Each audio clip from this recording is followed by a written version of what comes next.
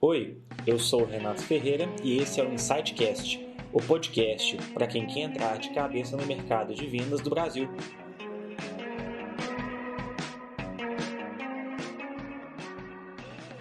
Fala pessoal, tudo bem? Estamos aqui no 16º episódio do InsightCast. Meu nome é Renato Ferreira, sou um dos sócios fundadores da Insight Sales e hoje seu host.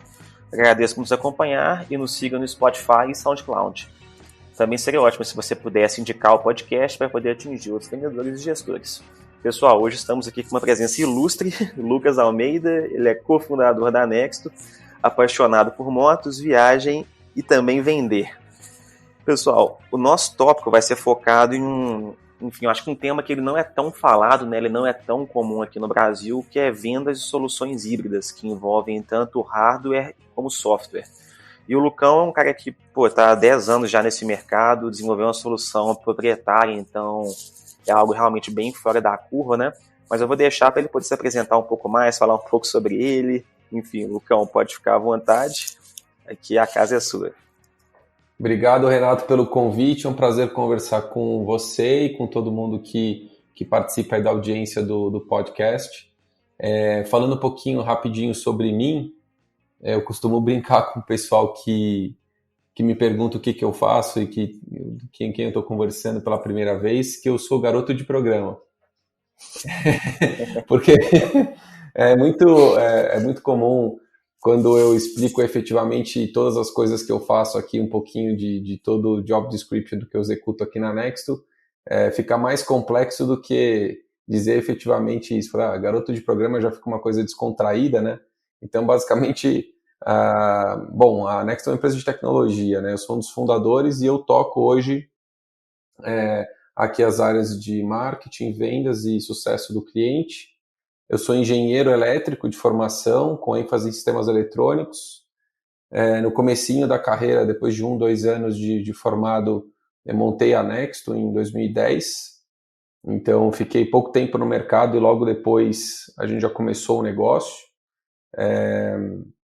De lá para cá, eu acabei me especializando muito na área de negócios mesmo. Então, mais ou menos na metade do tempo de jornada que a gente tem aqui dentro da empresa, eu acabei caindo para a área de operações, suporte, depois eu fui para a área de vendas, descobri um mundo completamente novo, marketing, e me apaixonei muito por isso, né? Então, tá no dia a dia do negócio, olhando o que os clientes estão precisando, como que a gente entrega a nossa solução da melhor maneira possível, como que a gente se posiciona de forma diferente dos nossos competidores, enfim, essa acho que é a minha grande paixão hoje, e, enfim, eu acho que deu um overview, um resumão geral aí de quem sou eu, qual é o meu lugar na fila do pão.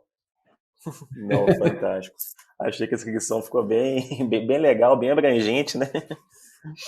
Aquela vida de empreendedor, né? Você faz um pouquinho de cada coisa, não tem jeito, né?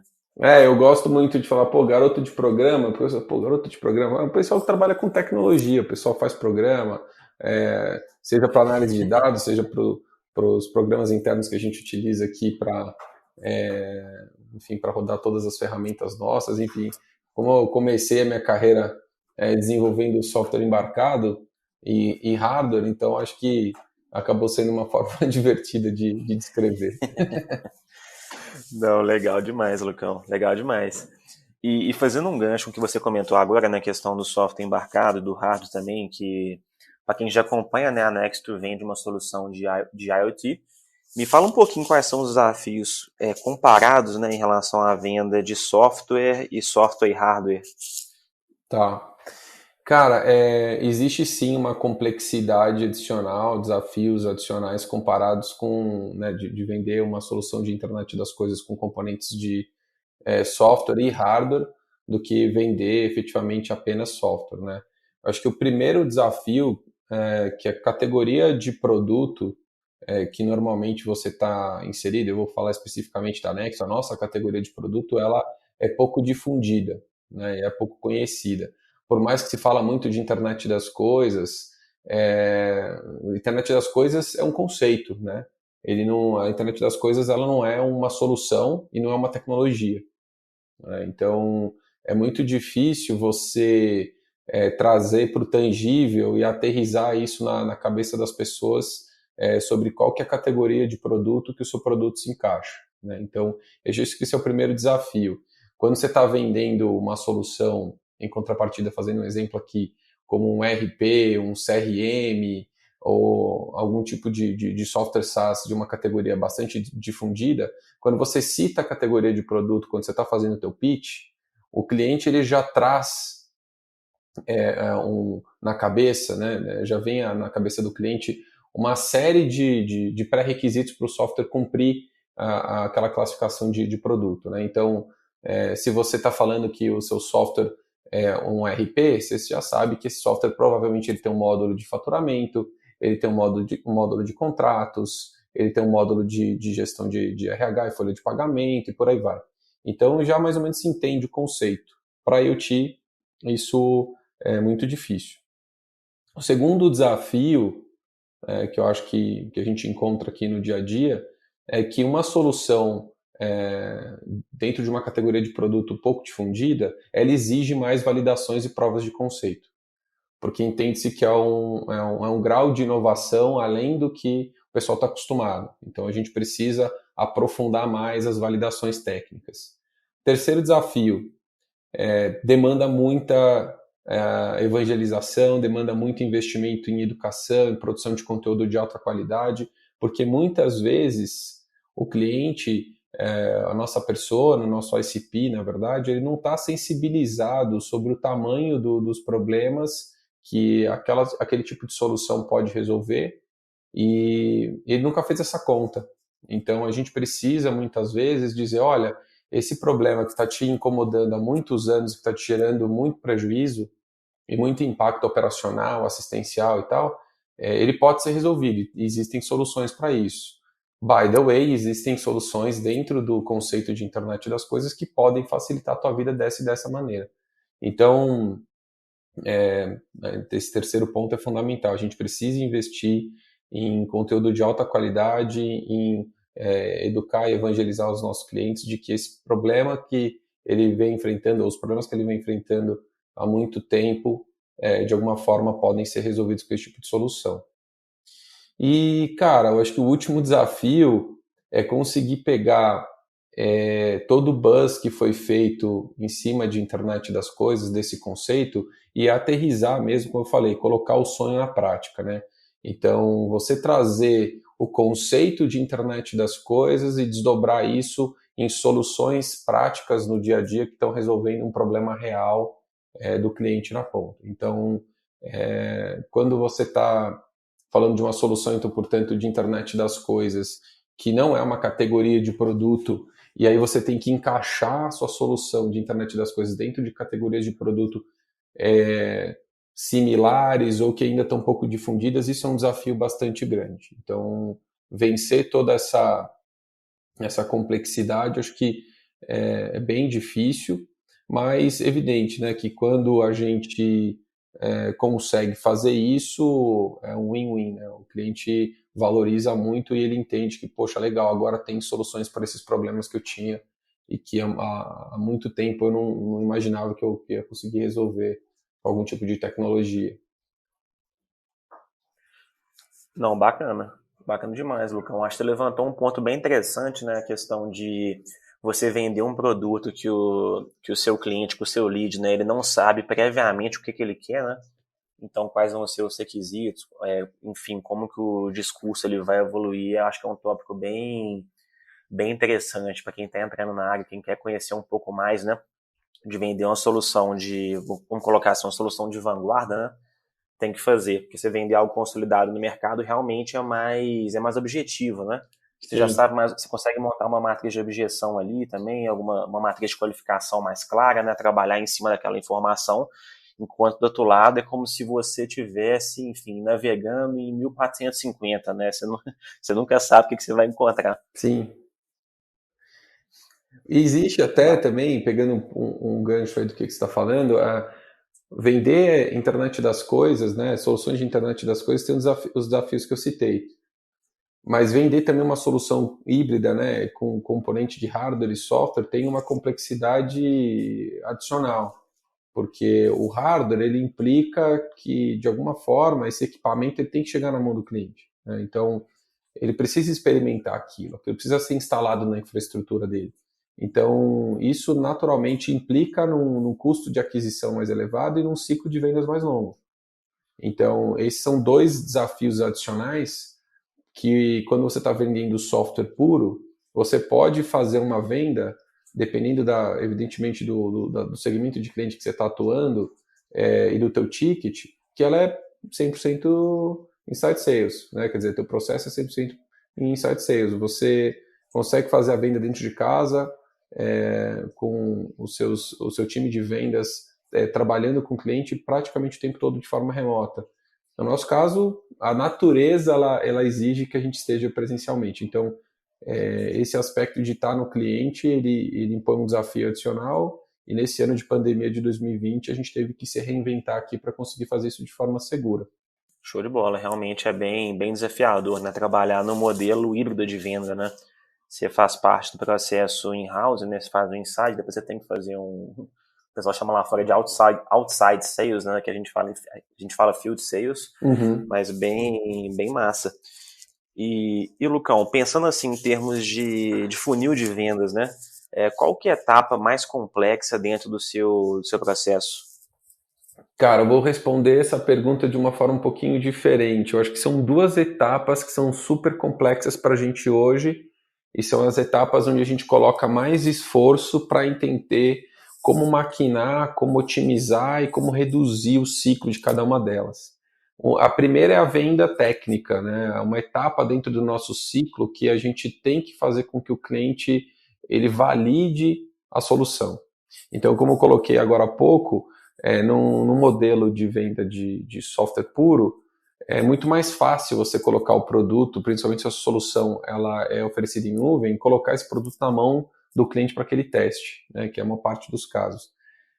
Na nossa situação é um pouquinho diferente. A gente tem que levar o hardware na casa do cliente, deixar ele experimentar por um período, e aí isso evidentemente demanda um tempo adicional. E a venda técnica ela é primordial.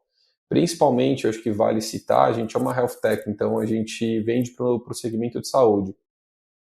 O setor de saúde ele é extremamente exigente sob o ponto de vista técnico, né? Imagina que um hospital, um banco de sangue, um laboratório, uma farmacêutica, eles não podem correr riscos assistenciais, porque isso pode impactar o desfecho clínico do paciente.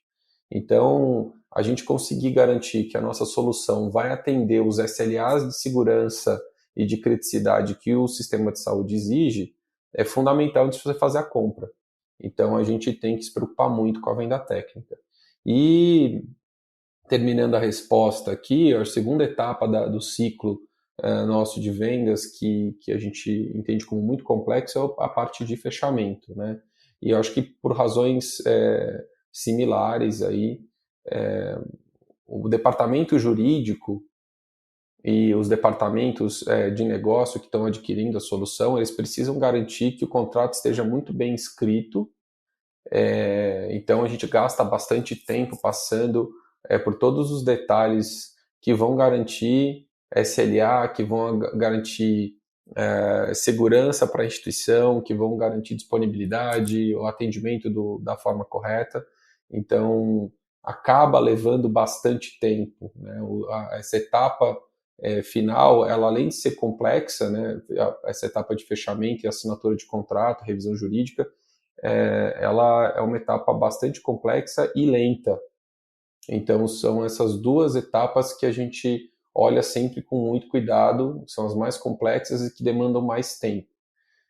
Na primeira, a gente tem conseguido, agora que a gente está com vários grandes cases, né, nacionais, a gente está conseguindo fazer com que clientes nossos exponham seus cases e abram as portas para que outras instituições de saúde, e isso é muito legal no mercado de saúde, que ele é bastante cooperativo nesse sentido, que essas empresas abram as portas para que esses novos clientes que estão no funil possam visitar, e às vezes a gente elimina a necessidade de fazer uma validação técnica tão profunda. Mas a etapa final de fechamento e assinatura, a gente ainda está com alguns desafios para serem resolvidos. Algumas instituições a gente consegue ter essa fase durante 2 ou 3 semanas e tem instituições que podem levar meses. Um ponto, Lucão, que eu acho bem interessante que você levantou, assim, colocando em outras palavras, né, quanto mais você vende, mais fácil fica de vender, né? Quando você Exato. atua num segmento um pouco mais de middle market, enterprise, né? Exatamente, a gente tem percebido isso. Eu acho que tem um pouco de aspecto relacional, né, na forma como o mercado de saúde compra, né. A gente não precisa ir longe, a gente pega um exemplo da nossa vida pessoal. Se a gente tem uma doença na nossa família, ou com nós mesmos, ou com alguém, com algum ente querido, a gente sempre, quando tem um médico da especialidade, uma médica da especialidade que precisa ser consultada, a gente sempre tenta pegar alguém de confiança, né? Então, o mercado de saúde, ele se comporta dessa forma. Como a gente decide por um médico que a gente confia no diagnóstico e no tratamento e na condução do protocolo médico, a gente também observa isso na forma como os médicos e os gestores de saúde, de uma forma geral, tomam as decisões. As recomendações, elas ainda são muito importantes. Então, como você falou, né, quanto mais você vende e quanto mais capilaridade você tem, mais fácil de vender.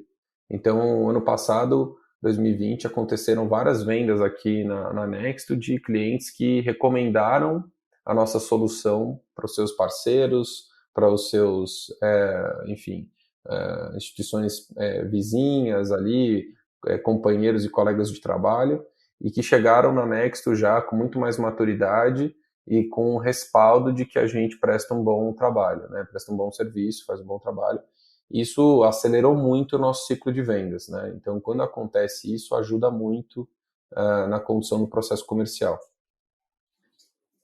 Não, com certeza, com certeza. É um ponto que a gente sempre gosta de enfatizar, né? Porque, obviamente, se indicou porque gerou valor e o serviço está sendo bem prestado, né? E quanto mais você vende, melhor você atende, mais você vai vender. Então, a venda ela não termina só no fechamento, né? É um processo contínuo enquanto o cliente ficar dentro de casa. Então, pessoal, fica a dica principalmente para quem quer entrar no mercado de saúde, né? Vender é uma parte, mas atender bem, gerar valor, que é o que realmente vai fazer o seu negócio dar o próximo passo.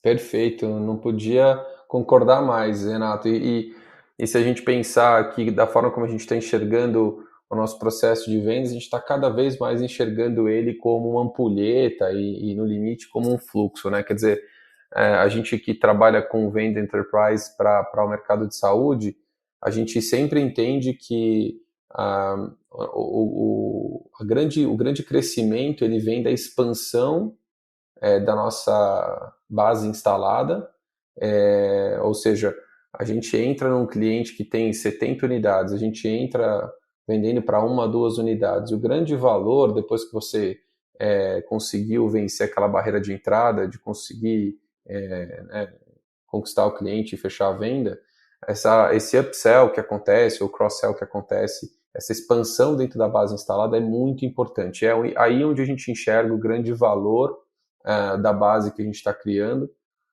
e é onde a gente está vendo que vai ser a origem de growth para a gente mesmo, a expansão nessa grande carteira de clientes de alta complexidade que tem um potencial de absorção da solução muito maior do que aquela primeira venda que você fez. Então, assim, é super importante você focar na geração de valor e estar sempre executando um processo de venda que não para, né? Ele, assim, o pós-venda, ou o CS, é o pré-vendas da próxima venda, né? Quer dizer, a gente precisa sempre ter o time de sucesso garantindo que o cliente está conseguindo capturar o valor da sua solução para que a próxima venda seja simplesmente um processo orgânico. Não, fantástico. Essa daqui eu vou até anotar, né? Que o CS é o pré-venda da próxima venda. Muito boa. Massa. E, Lucão, acho que para quem acompanha a Next há mais tempo, né, a gente sabe que ela começou em um outro segmento, né? Segmento de data center, telecom, né? E ela foi, enfim, migrando para outros, até chegar especificamente na área de saúde. Me conta um pouquinho, assim, quais foram os desafios que você enfrentou quando pivotou de mercado? Cara, a gente passou por 2 pivotamentos, né? E todos eles foram complexos e demandaram da gente muita energia e muito recurso. Por mais que a gente seja uma startup e não seja uma empresa muito grande, fazer uma mudança de segmento ou uma mudança no seu modelo de negócio é sempre traumático, né? Exige muito esforço. Independente qual tenha sido o caso, né? Nas duas situações a gente teve vários desafios. Os principais foram em realmente conseguir reposicionar o negócio, né? Então, querendo ou não, você já fez um trabalho de marketing, você já fez um trabalho de comunicação, você já tem uma carteira de clientes atendida em um determinado segmento e com uma proposta de valor, e do dia para a noite você muda, né? E, lógico, não é exatamente do dia para a noite, tem todo um embasamento de negócio, de estudo e de testes para que isso aconteça, mas, querendo ou não, uma ruptura, né, de um modelo que não vai mais vigorar para um modelo novo. E aí tem várias discussões que tornam essa decisão muito complexa, né, e os próximos passos muito complexos. Porque se assim, pô, eu vou deixar de atender os clientes antigos, eu vou manter o desenvolvimento do produto legado ou não, né, em que nível de esforço eu vou colocar para continuar atendendo um segmento e uma carteira de clientes que já não fazem mais parte desse foco novo. Então é sempre muito complexo. Mas eu acho que os principais desafios foram reposicionar a marca, fazer uma mudança completa da comunicação, conseguir comunicar, na verdade, para o mercado que você mudou o posicionamento, que a sua empresa agora está num determinado segmento, que o modelo de negócio mudou, a proposta de valor mudou.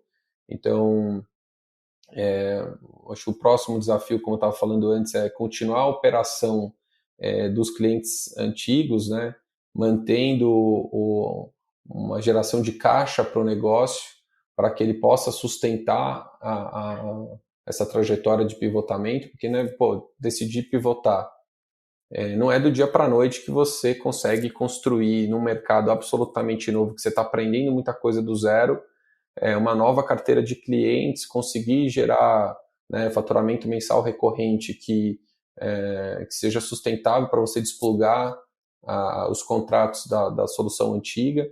Então, conciliar esses dois momentos da companhia nessa transição é um desafio. E, cara, dizer não é super desafiador, porque a partir do momento que você já tem um posicionamento definido e o mercado te procura por aquela solução que você optou por não mais ofertar, porque você mudou o modelo de negócio, o segmento de atuação, é muito difícil.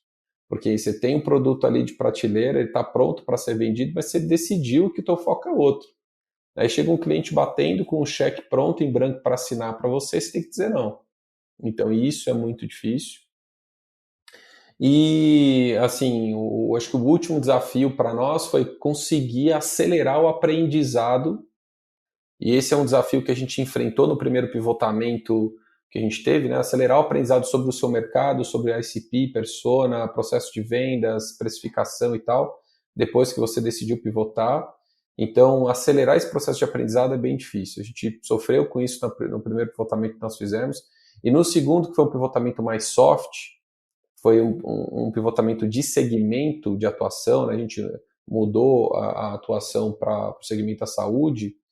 Quando nós fizemos isso, a gente tomou a decisão de adquirir a carteira de clientes de uma startup de Uberlândia, que estava já saindo de operação e que tinham vários clientes e que tinha vários clientes de saúde na base. Então a gente entendeu que aprofundar, comprar um negócio e já trazer o mais rápido possível vários clientes de saúde para dentro da base ia acelerar o nosso processo de aprendizagem. Então a gente, quando tomou essa decisão, a gente fez essa aquisição, acelerou o processo de aprendizagem, a gente alterou a estrutura do nosso conselho de administração, tiramos um dos conselheiros e convidamos o atual presidente da Novartis, o Renato Carvalho, para fazer parte. e evidentemente ele tem um conhecimento muito vasto do mercado de saúde no Brasil, e ele trouxe várias contribuições. Então, acelerar o processo de aprendizagem para que você possa fazer apertar o botão e haver essa virada de chave aí o mais rápido possível é fundamental. Bacana, eu acho que é um tópico bem relevante também, né? Porque ainda mais em vendas, é muito difícil dizer não. Você abre mão de uma receita certa, né? Para, enfim, focar em um projeto que no longo prazo pode ser mais vantajoso, né? Mas em termos de operação, você manter duas coisas distintas rodando ao mesmo tempo, com braço curto, é sempre complicado, né? Sim. E, Lucão, pensando em dicas hoje para quem pensa em entrar no mercado de vendas em IoT, o que você sugere? Cara, eu acho que primeira grande dica é não focar no conceito, não focar na tecnologia e focar em entender muito bem o seu cliente, né? Isso é super clichê e a gente demorou bastante tempo ao longo da trajetória da Nexto para encontrar ou para chegar numa situação que a gente está hoje, em que o nosso produto tem product market fit, que a gente sente o engajamento dos clientes, que a gente tem uma conexão muito próxima com eles, que a gente conhece o que está acontecendo no dia a dia, a gente sabe das demandas. A gente sempre tentou que isso fosse realidade para a gente lia tudo em livros, falava com empreendedores, não, é isso, cara, o cliente vai te trazer demanda, ele vai se abrir com você, ele vai contar todos os problemas. A gente teve muita dificuldade de inserir as soluções antigas no mercado. E quando a gente entrou em saúde, depois de todos os estudos que a gente fez, a gente falou assim, cara, então a gente agora acertou a mão, porque tudo isso que a gente lia, tudo que a gente ouvia, que tinha que acontecer, está acontecendo para a gente. Então, o foco é sempre entender muito bem o cliente, né? Conseguir entender muito bem o mercado que você está inserido, como é que funciona essa cadeia de valor onde a sua empresa está posicionada, quem são os seus competidores diretos, indiretos, como que o seu cliente financia o investimento do tipo que ele precisa fazer para contratar a sua solução, como é que os financials param de pé, como é que você constrói unit economics saudável para o teu negócio. É realmente fazer um deep dive, né? Um mergulho profundo em todas as variáveis do mercado, da tua solução e como ela resolve bem o problema do cliente. É super clichê isso, mas acho que quando você ainda não está absolutamente convicto de que você entende bem o que esse cliente está, qual o job to be done, qual que são as dores, os ganhos que ele espera, o que ele faz, é muito difícil de você ajustar a sua solução para que ela seja um fit ideal para aquele segmento, para aquele ICP, para aquelas pessoas, né? Então, isso é fundamental. Não é focar na tecnologia, não é focar no conceito, é focar na dor. A gente fala direto aqui que a tecnologia é um meio para o fim, e tecnologia sem processo e pessoas não funciona. Então, se a gente não entender muito bem isso, não vai dar certo. Então, é pensar sempre como é que você ajusta o seu marketing mix para que ele possa atingir o teu público-alvo da melhor forma possível. Então, e para isso você precisa conhecer muito bem o cliente e a dor que ele está passando. Não, fantástico.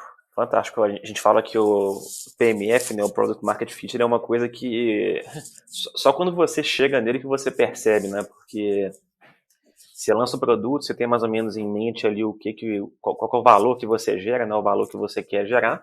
Só que do que você imagina para a percepção do cliente é sempre existe um certo abismo, né? Sim, Que é mais ou com menos, enfim, certeza. como que ele vai ler o seu texto, como que ele vai entender o produto, como que ele vai ver a aplicabilidade. Pode ser que ele veja uma aplicação que você mesmo não tenha percebido, né? Então, eu acho que o ponto que você levantou, Lucas, é bem relevante, porque uma vez que você entende o cliente, mais ou menos entende como que ele pensa, né? O que gera valor para ele, é muito mais fácil de você conseguir direcionar um discurso que efetivamente gere valor, né? Gere resultado do que, enfim, tentar vender um produto. No final das contas, você tem que vender valor, E o produto gera esse valor, né? Mas você vender a funcionalidade dificilmente funciona. Com certeza, com Então certeza. concordo com você demais. Então legal, Lucão, legal demais. E seguindo aqui, acho que indo para uma seara um pouco mais pessoal, né, um pouco mais espinhosa, me fala qual que foi o seu maior erro, assim, da sua carreira, que você olha para trás e fala, putz, se eu pudesse não ter feito isso, eu não teria feito. Boa, cara. Eu sou o tipo de pessoa que sou bastante otimista por natureza, então esse meu comportamento me faz sempre olhar para trás com as decisões que eu tomei, as coisas que eu fiz, elas me trouxeram onde eu estou hoje, e puta, prefiro me arrepender de algo que eu fiz do que de algo que eu deixei de fazer, né? Mas óbvio que a gente olha sempre para trás e tenta conectar um pouco os pontos e ver o que poderia ter feito diferente. Eu acho que não necessariamente um grande erro, mas algo que eu teria certamente feito diferente, eu teria começado a empreender depois de um tempo maior no mercado, né? Então eu comecei a Nexto em 2010 e eu era praticamente recém-egresso da faculdade de engenharia, né, da Escola Politécnica lá da USP, e, cara, eu tinha muito pouco conhecimento sobre o mercado, a gente tinha muito tesão de fazer um negócio, de começar um negócio de tecnologia. Naquela época, ter startup não era legal, não era sexy, as empresas grandes não abriam as portas, elas estavam sempre se referindo às startups como empresas de alto risco, com software de baixa qualidade. Então a gente não tinha nenhuma porta de entrada para conversar com o top management de grandes empresas. Então era um desafio muito grande e eu acho que a gente só chegou até aqui vivos, passando por uma das maiores crises econômicas que o Brasil já viveu, no final de Dilma 1, Dilma 2, e agora com o Covid em 2020, acho que porque a gente teve muita resiliência, a gente nunca aceitou não, a gente nunca aceitou que, puta, não vai dar certo. Então, mas, cara, foi difícil, a gente errou muitas coisas, né? Então eu teria na minha carreira como empreendedor, e aí querendo ser empreendedor como eu quero o resto da minha vida, eu teria passado um pouco de tempo no mercado. Eu teria ido para investment banking, para research, olhar um pouco mais, ter mais visão de business, ter mais visão de mercado, tentar entender uma dor um pouco mais clara antes de começar o negócio, ter que descobrir a dor no meio do caminho. Então, acho que a gente teria acelerado encontrar um produto com fit de mercado mais rapidamente e a gente estaria percorrendo a trajetória de crescimento que a gente está tendo hoje, talvez 5, 6 anos atrás. Então, a gente aprendeu muito ao longo do caminho. Eu acho que esse aprendizado poderia ter sido acelerado num outro contexto, ido ao mercado um pouco antes, trabalhado em algumas empresas ou mesmo nas startups que já estavam no mercado um pouco mais avançadas para aprender algumas coisas mais rapidamente antes de começar meu próprio negócio. Bacana demais. E, Lucão, acho que você levantou um ponto interessante que às vezes nós esquecemos, né? Mas acho que quem começou a trabalhar ali de 2009, 2010 em diante, pós-crise de 2008, né? Brasil principalmente, dificilmente pegou um ano bom, né? Acho que Sim, foi ali só bucha, né? foi Desde então. E pensando em acerto, qual que você acha que foi o mais relevante? Cara, eu acho que o maior acerto que hoje, olhando para trás também, eu consigo falar, cara, certamente eu acertei a mão. Foi na escolha dos meus sócios. Então, eu acho que empresas, antes de mais nada, são sobre pessoas, né? Empreender antes de qualquer coisa requer que você goste de gente. E eu acho que nós três aqui, eu, o Antônio e o Matheus, a gente gosta muito de gente, a gente se preocupa muito com as pessoas que trabalham aqui. São, assim, pessoas que têm a minha confiança absoluta na condução das suas atividades, se esforçam 150, 200% para fazer as coisas darem certo. É óbvio que numa sociedade nem tudo são, né, flores, a gente muitas vezes entra em pontos de divergência, mas a gente sempre, durante esses 10 anos, aceitou que o consenso era a melhor forma de decidir as coisas, mantinha um alinhamento entre os sócios e fazia com que a empresa remasse para a mesma direção.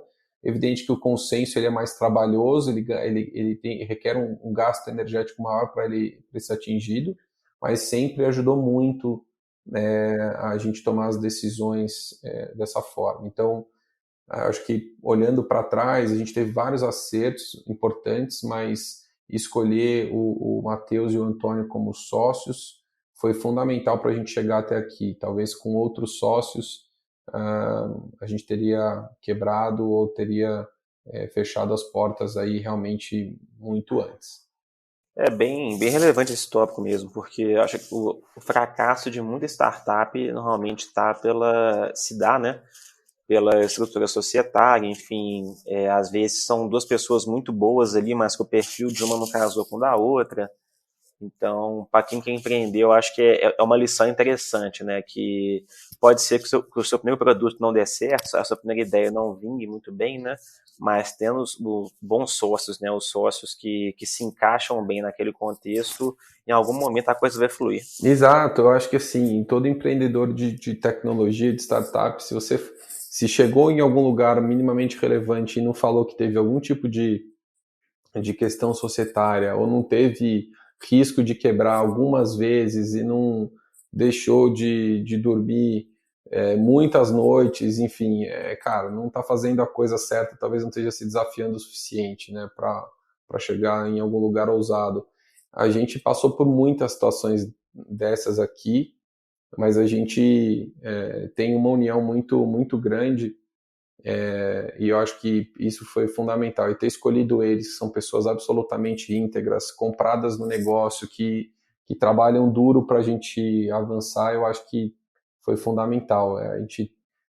Quando um não estava muito bem, porque estava cansado, ou com mais medo, um outro ajudava e falava, não, vamos, a gente precisa dos três trabalhando e a gente não vai deixar essa porra, entendeu? Fechar não vamos deixar a peteca cair, vamos trabalhar que vai dar certo. Boa. E, Lucão, em relação a aprendizados, me fala que 3 que você teve ao longo da sua vida que você acha interessante compartilhar com o pessoal. Tá, eu acho que vou citar 3 que eu acho que estão mais ligados ao dia a dia do negócio e de aprendizados que eu tive ao longo desses 10 anos, principalmente empreendendo aqui. Tem um pouquinho das outras experiências que eu tive, mas como eu falei, a maior parte da minha carreira profissional foi aqui, como empreendedor na Nexto. Então, vou falar 3 mais de negócio e um quarto, se você me permitir, que foi o que eu acabei aprendendo no ano passado, que é uma coisa que para mim mudou bastante coisa e eu acho que é legal comentar. Então, o primeiro é que, cara, nada resiste ao trabalho. Então, o trabalho sério, diligente, comprometido, tem aquela famosa frase, né, que o trabalho duro ele vence o talento quando o talento não trabalha duro. Isso para mim é super verdade. Então, se você dedica uma quantidade relevante de horas em estudar, aprender, trabalhar de forma séria, de forma ética, não querendo passar por cima de ninguém, o resultado pode não vir na primeira rodada, mas na segunda, na terceira, fatalmente ele virá e você vai ser recompensado pelo esforço. Então, esse eu acho que é o primeiro grande aprendizado. O segundo cara, é que o aprendizado contínuo, a nossa evolução como ser humano, a nossa evolução como profissional, ela não é uma questão de opção mais, é uma questão de sobrevivência, né? E você, como indivíduo, tem que ser absolutamente protagonista desse processo de aprendizagem contínua. Eu estava recentemente conversando com a head de Data Analytics Insights do Google e ela comentou o seguinte, falou, cara, até agora a lei de Moore ela tem se conservado e a gente mais ou menos a cada 18 meses dobra a nossa capacidade de processamento. Em 2025, a gente vai ter um celular nas mãos que tem a capacidade de processar a mesma quantidade de dados que o cérebro humano. Hoje o nosso está por volta de um cérebro de um rato. E em 2035, se espera que um celular nosso ele tenha a capacidade de processar a mesma quantidade de informação de que todos os cérebros dos seres humanos da Terra somados. Então, a gente está vivendo, isso está impondo que a gente hoje está a menos de 1% do total de transformação que essas tecnologias digitais vão impor na nossa vida pelos próximos 10, 15 anos. Então, a questão de você estar o tempo todo aprendendo, lendo, conversando com gente não é uma questão mais de opção, é uma questão de sobrevivência. O indivíduo que não tiver protagonista desse processo de aprendizagem, crescimento, evolução pessoal e profissional, ele vai estar fora do mercado rapidamente. Então, acho que esse é o segundo aprendizado.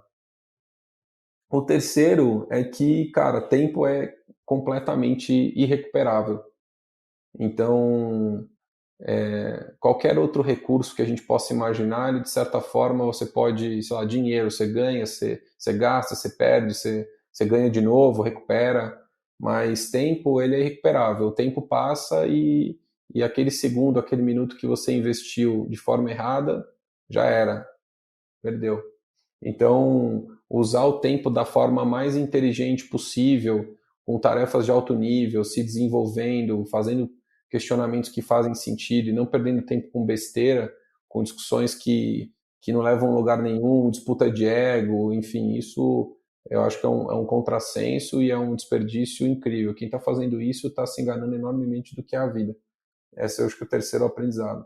E o quarto, que eu falei que foi o que aconteceu para mim no ano passado, eu sempre fui um cara muito relapso para cuidar da minha saúde, cara.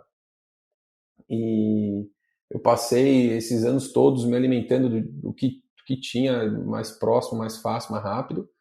E sem me exercitar muito e tal, eu perdi o hábito de me exercitar um pouco depois que eu entrei na faculdade e nunca tinha voltado. E no ano passado eu descobri que eu estava com o fígado com uma esteatose moderada, eu descobri um bloqueio de ramo esquerdo no coração, que é o pulso elétrico, ele não passa para os dois lados do coração da mesma forma e tal, e isso num check-up besta que eu estava fazendo, isso me acendeu um yellow flag, falei, cara, eu preciso cuidar melhor da minha saúde, porque, cara, o meu corpo é minha casa, daqui a pouco, se eu destruir, não adianta eu ficar aqui estudando o tempo todo, me dedicando ao trabalho, se amanhã depois eu caio doente, não vai servir de nada tudo que eu estou aprendendo, tudo que eu estou fazendo, né? Então, eu passei a ter uma rotina de exercícios diária e com alimentação super saudável, com acompanhamento com nutricionista e tal. Então isso ajudou muito, a minha disposição está bem melhor, meu sono está bem melhor. Então você saber balancear e saber que seu corpo ele precisa também de cuidado é fundamental. Eu acho que esse último ponto, né, eu ia até comentar alguns dos outros, mas eu acho que ele é bem relevante mesmo, porque eu acho que ainda mais em pandemia, que acaba acontecendo uma mistura de trabalho com vida pessoal por conta do home office Sim. e etc., o pessoal costuma chutar um pouquinho balde. E é realmente difícil, né, quando você fica muito limitado em termos de lazer, comer é sempre o mais fácil, né? Sim. Você comer uma Liga ali, batatinha né? frita. Abre o aplicativo, né, cara? Aí pede uma pizza, pede uma esfirra, um sanduíche e tal, cara, era o que eu fazia. Não, com certeza. E só que eu acho que o preço ele sempre vem uma hora, né? E também tem como você comer saudável sem ser algo necessariamente com gosto ruim, né? Você colocar um pouquinho de esforço ali. Uhum. Mas eu acho que é realmente uma dica bem relevante. Ajuda a produzir mais, dá mais exposição, né? Faz diferença. Com certeza, cara. Legal, legal demais. E Lucão, a gente está chegando no finalzinho, vou fazer algumas perguntas aqui, bem jogo rápido mesmo. Boa. Quais são os seus hobbies, assim, o que você gosta de fazer, pensando num contexto sem pandemia, óbvio, né? Porque a pandemia limita um pouquinho. Cara, eu sempre gostei muito de cozinhar em casa para amigos, então chamar amigos, fazer alguma coisa, comprar vinho e tal. Era uma coisa que a gente fazia muito antes da pandemia, eu e minha esposa, a gente chamava amigos, familiares para casa. Eu amo viajar de qualquer forma, conhecer lugares novos, pessoas novas, enfim, eu gosto muito disso, embora a rotina não permita tanto, mesmo pré-pandemia era muito difícil de conseguir tempo, mas assim, é uma coisa que eu adoro fazer. E, cara, andar de moto, pilotar, viajar, particularmente de moto, é um hobby que eu tenho, que eu cultivo, que eu gosto muito. Embora exija planejamento e uma dedicação de tempo para isso, é uma coisa que me faz muito bem. Quando eu estou pilotando, com o vento na cara, olhando uma paisagem no meio do mundo que estou bem distante de casa, me ajuda a refletir sobre sobre certas coisas, me ajuda a zerar um pouco a cabeça sobre as preocupações e a rotina do dia a dia, me dá um senso de humildade, porque à medida que você está exposto num lugar, você está mais vulnerável, isso certamente te coloca numa pequenez que efetivamente te representa como um indivíduo dentro de uma Terra com bilhões de pessoas, dentro de um contexto de bilhões de estrelas, galáxias, etc, etc. Então, você é um ponto tão pequeno, infinitesimal, dentro desse contexto tão grande, que te dá um pouquinho de senso de humildade. Então, para mim, é muito bom, eu gosto bastante. Não, bacana. Realmente viajar é fantástico, né? É algo, é algo sem igual. Uma pena que, enfim, vai ser mais um ano aí complicado, mas fazer o quê? Eu vejo a hora que essas vacinas estejam distribuídas em todos os lugares. Eu já estou aqui, ó, com o meu bracinho pronto. Eu tô com os dois também aqui, já até marquei o lugar para colocar. Pode ser que qualquer vacina que funcione, eu tô aceitando. É, eu vi agora descontraindo um pouco, eu vi uma postagem de uma menina no perfil do Instituto Butantan. Ela falou assim: olha, Butantan, cadê as vacinas que eu tô aqui com minha bundona, meu busanfão, alguma coisa assim, já pronto para tomar essa vacina? Aí o Instituto Butantan tentou dar fazer uma brincadeira, tipo assim, não, legal que a gente está aguardando a liberação da Anvisa para começar a vacinação quanto antes e tal, mas fique tranquila que a vacina é no braço. Então foi assim, cara, tá todo mundo querendo a vacina que tiver segurança e que for validada cientificamente disponível quanto antes, né? Não, com certeza. Sem dúvida alguma. E, Lucão, vou fazer algumas perguntinhas aqui, bem jogo rápido mesmo, coisa de um minutinho. Viagem de moto ou de carro? Cara, esse aí você sabe o ponto fraco de moto, né, cara? Mas recentemente eu tô até pensando em migrar para fazer mais viagem de carro. Eu gosto muito de estrada, eu acho legal viajar de avião, é muito bacana, porque você, enfim, ganha tempo no traslado e tal. Mas eu acho que quando você viaja de estrada, pela estrada, né, você acaba se expondo a algumas situações que, quando você está no avião, você passa batido, né? Então, quando eu fiz a minha última viagem de moto mais longa para o Chile, cara, ir até o Atacama foi uma experiência incrível. E a cada cidade que eu parava, que eu conheci, falava com as pessoas, ia para um comércio local, dormia numa cidade pouco habitada, com cultura, costumes, religião bem diferentes do que a gente vê por aqui. Isso ajudou muito a entender que o mundo é tão diverso e é tão rico né, em opções e formas diferentes de se viver, de se pensar, que é muito bacana. E isso no avião, quando você chega no destino, você perde, né? Acho que você perde o cheiro dos lugares, a cor de cada paisagem que você passa, aquela fotografia que fica gravada na sua cabeça para sempre, dos lugares onde você passou. Enfim, eu sou um cara que esses sentidos para mim fazem muita diferença numa viagem. Acho o cheiro, a cor, as pessoas, as histórias e tal, a comida, né, o sabor das comidas. Então isso, puta, para mim faz uma diferença. Então eu sempre toparia ir para a estrada antes de pegar o avião e de moto antes do carro. Mas da última vez eu viajei sem a minha esposa e sem a minha filha, eu confesso que eu senti falta delas bastante, que eu via que o lugar era tão incrível e, assim, achava que a presença delas fazia muito sentido e daí de carro seria uma forma de viabilizar que elas estivessem comigo. Não, fantástico. Eu sou adepto do carro até para não saber andar de moto, né? Mas é muito bom, né? Você, enfim, principalmente se você passa numa serra do mar da vida, né? Você tem uma paisagem para poder aproveitar, é sempre uma experiência bem legal. E a outra pergunta, Lucão, essa daqui também, não sei qual que seria a resposta. A outra eu sabia, essa daqui não, mas Atacama ou Serra de Santa Catarina? Cara, é difícil, porque os dois lugares são extremamente lindos, né? Mas eles têm diferenças, assim, importantes. Eu acho que eu vou escolher o Atacama pela diferença cultural de clima, paisagem, enfim, temperatura e tal, que a gente está acostumado no Brasil. Foi realmente estar num lugar que é muito difícil você conseguir replicar isso. Então é uma experiência muito única.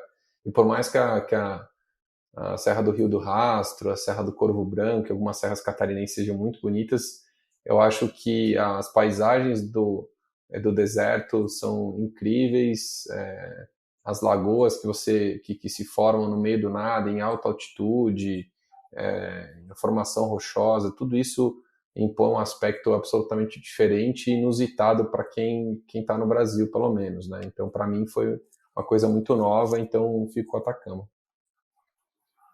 Bacana, fica a dica então. Acho que pós-pandemia, quer conhecer um Qualquer destino. pessoa que ainda não foi para lá, recomendo super, faz muito sentido. Não, massa. Massa demais. E, Lucão, em relação a meio de conteúdo, né? Pode ser podcast, blog, Twitter, enfim, mídia física mesmo. Quais são as suas recomendações?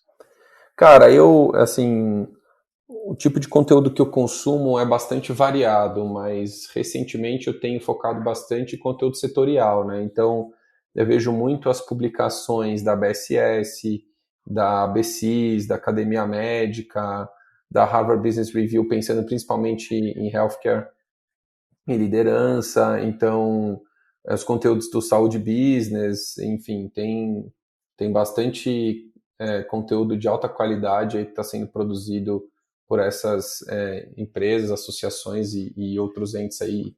E aí são bastante importantes e dão fundamentação para o que eu preciso entender e me atualizar dentro do mercado que a gente está inserido.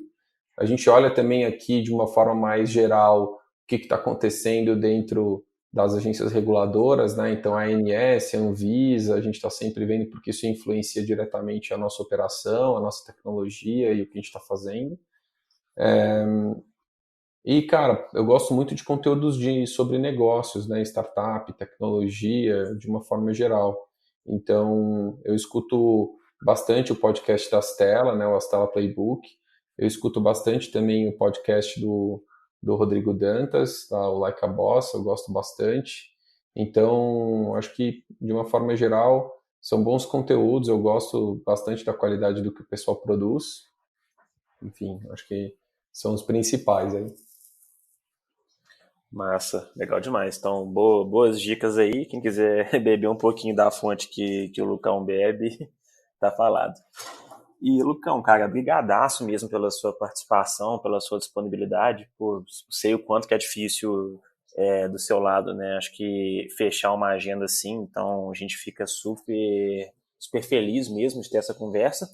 E vou dar esse espaço final para você poder, enfim, fazer o seu jabá, falar de você, da Nexto, de suas redes, projetos pessoais, pode ficar à vontade. Bom, primeiro, cara, queria agradecer pelo convite. Eu fiquei realmente bem feliz da gente poder conversar sobre alguns temas bem importantes no dia a dia de quem está trabalhando com vendas. E, cara, particularmente, você é um cara que eu admiro bastante, acompanho a trajetória desde quando eu fui seu cliente, então lá atrás, alguns anos. Então, obrigadão pelo convite. Falando rapidinho da Nexto aqui, a Nexto é uma health tech, né, que produz soluções em internet das coisas para a eficiência operacional do setor de saúde.